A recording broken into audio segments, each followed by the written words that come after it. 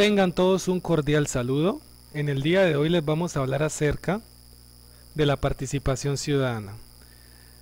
La participación ciudadana no es solamente el pueblo, ¿verdad? Sino también son las personas que ejercen el gobierno como tal. Es por eso que voy a iniciar explicando un poco de qué manera la ciudadanía puede participar y puede elegir a los gobernantes. Entonces tenemos dos tipos de democracia. La primera de ellas es la democracia representativa y la segunda es la participativa. Tienen sus diferencias. La democracia participativa es en la que el pueblo, pues como su nombre lo indica, participa en la toma de decisiones, ¿verdad? Para aprobar o de pronto pues rechazar alguna propuesta que el gobierno haga. En ese sentido, un ejemplo de democracia participativa podría ser la elección popular de un gobernante. Entonces las personas nos ponemos de acuerdo, votamos, nos asociamos, ejercemos nuestro derecho al voto y tomamos la decisión de quién va a ser la persona que nos va a representar. A partir de ese punto, ese gobernante ejerce la democracia representativa. ¿Por qué? Porque nosotros elegimos a esa persona para que nos represente ante el gobierno. Entonces él va a ser nuestro delegado, es la persona que nosotros elegimos y que va a ser nuestra voz, ya sea en el Congreso, ya sea en la Asamblea, en la Cámara de Representantes e inclusive va a ser la persona que va a hablar por todo un país, como lo es el caso del presidente. Lógicamente este tipo de democracias pues tiene sus ventajas y obviamente se nos respetan una serie de derechos. Entonces tenemos aquí que se respeta el derecho al voto, que es uno de los derechos que tenemos nosotros, el derecho a elegir y ser elegido, derecho a que los líderes compitan de una manera sana, ¿verdad?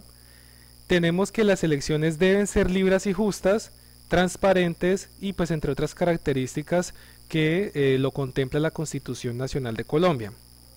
Entonces estos modelos de participación ciudadana pues le implican a las personas movilizarse de una manera individual o colectiva, con el fin de que pues de hacer valer los derechos que tienen desde el momento en que nacen. Entonces, existen dos categorías de participación. La primera categoría responde a la democracia representativa, que es la participación política, la cual pues tiene por objeto elegir a los gobernantes o los representantes en las operaciones públicas, como lo es el Congreso, las asambleas, los consejos y demás. Y la otra responde a la democracia participativa, que es la participación ciudadana, la cual la persona o el grupo de personas de la sociedad interviene para tomar decisiones o rechazar algunas propuestas que el gobierno electo haga a la comunidad en general. Entonces, en ese orden de ideas, podemos iniciar ahora hablando sobre los mecanismos de participación ciudadana. Ya hablamos de que las personas pueden participar, pero entonces vamos a hablar de los mecanismos en los cuales las personas pueden participar. Entonces participar no es solamente elegir al gobernante, al alcalde, al presidente, sino existen otros mecanismos que le permiten a uno poder participar activamente dentro de un grupo social. El primero es el voto, tenemos también el plebiscito, tenemos el referendo, tenemos una consulta popular, también está la iniciativa popular, tenemos el cabildo abierto, la revocatoria del mandato, la tutela y entre otros mecanismos que las personas pueden utilizar para poder participar de manera activa. Actualmente pues existe de pronto un gran desconocimiento por parte de las personas en el sentido de que solamente piensan de que pueden elegir a un gobernante y hasta ahí llegó su derecho al voto, ahí llegó su derecho a pronunciarse.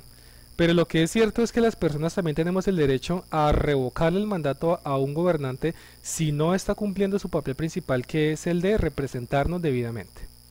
Entonces, eso nos lleva a lo siguiente, sobre lo cual he hecho mención, pero entonces no se ha aclarado, y es el tema del voto. El voto no es más que el acto mediante el cual pues nosotros participamos de manera activa en la elección de las personas para escoger a alguien que nos represente y adopte una posición y se pronuncie en el gobierno o en las políticas. Entonces, nosotros en el momento de ejercer nuestro derecho al voto, pues lo hacemos el día en que la Registraduría Nacional haga la respectiva publicación de las fechas en las que se van a votar, pero entonces tenemos que tener una serie de condiciones porque nuestro voto puede ser válido como también puede ser inválido. Para que nuestro voto sea válido debemos pues marcar debidamente el tarjetón, ¿verdad? Con una X sobre el candidato que nosotros queremos elegir. O también puede ser nulo si nosotros alteramos el tarjetón y lo que hacemos es marcar de manera indebida. También podemos marcar una opción en blanco, eso también es válido, pero entonces para eso existe un cajón especial para él, donde efectivamente también se marca con una X. Existe un mito que dice que los votos en blanco se le suman a los candidatos que hayan tenido la mayor votación. Eso no es cierto. Gana el que tenga mayor votación, pero la cantidad de voto en blanco no se le suman a ese candidato. Tenemos que tener unos requisitos para votar. El primero de ellos es ser mayor de edad, por supuesto, tener más de 18 años. Para ello, pues previamente el ciudadano debe inscribir su cédula en su puesto de votación.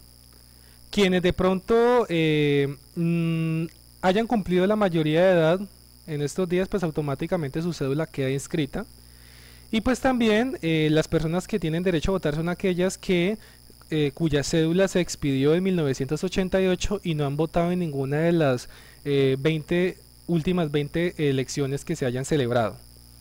Otro caso es que otras personas pueden votar, las que están en el extranjero, pueden acercarse a la embajada respectiva y allí ellos pueden depositar su voto. Obviamente con el fin de garantizarles también el derecho del voto a los colombianos, en este caso, que están por fuera del extranjero. El día de las elecciones pues es común ver multitudes de personas pues asociándose con el fin de que las personas pues se inclinen por cierta doctrina política. Pero pues también hay que tener cuidado con respecto a los delitos electorales, que es un tema bastante delicado. Es un tema que hoy por hoy pues de manera directa nos está afectando porque pues se están privando los intereses particulares y no los generales, y eso está haciendo que solamente unas pocas personas se vean beneficiadas. Entonces tenemos 6 delitos. El primero de ellos es la perturbación electoral, el cual es cuando precisamente alguien obstaculiza o le impide a alguien que vote de manera libre, ¿sí? El segundo es el constreñimiento electoral. Principalmente ocurre cuando una persona o grupo usa la fuerza o recurre a amenazas para moldear la decisión de alguien. En otras palabras, es para de cierta manera influenciarle y que cambie su pensamiento, ya sea de una manera a la fuerza. La tercera es la corrupción al elector. Ahí sí pues es un tema que recae tanto sobre el elector como sobre la persona que pues ofrece la prebenda. El cuarto es el voto fraudulento, que tiene lugares cuando una persona suplanta a otra, suplanta la identidad, y pues eso es algo que se paga con cárcel. Muchos de esos delitos se pagan con cárcel, pero eso es uno de los más graves. Tenemos otro que también es grave, que es el quinto, que es el fraude electoral, y se da en aquellos casos en los cuales se altera o se destruye pues el material electoral que se dispuso para que las personas depositaran su voz. Y el último es el ocultamiento, retención y posesión ilícita de cédulas. En este caso pues cobra vidas cuando una persona esconde o retiene los documentos de las personas, de los votantes, con la finalidad de ¿qué? De que la persona no vote en un determinado lugar o que no vote por determinada persona. Habiendo aclarado eso, doy por terminada la intervención mía respecto a la participación ciudadana. Agradezco mucho su atención. Muchísimas gracias.